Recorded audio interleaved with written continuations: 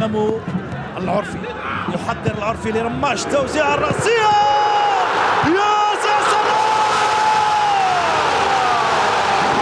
الهدف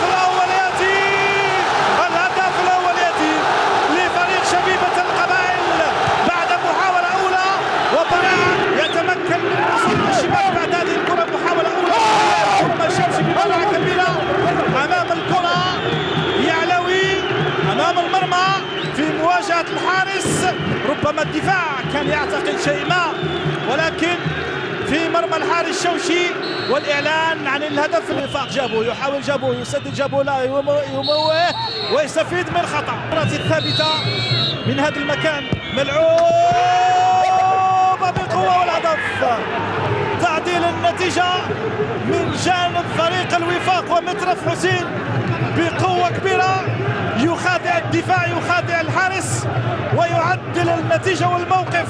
هو مترف حسين بقوة كبيرة في زاوية صعبة على الحارس برفان، قوة كبيرة، قدم يسرى أو قذيفة خرجت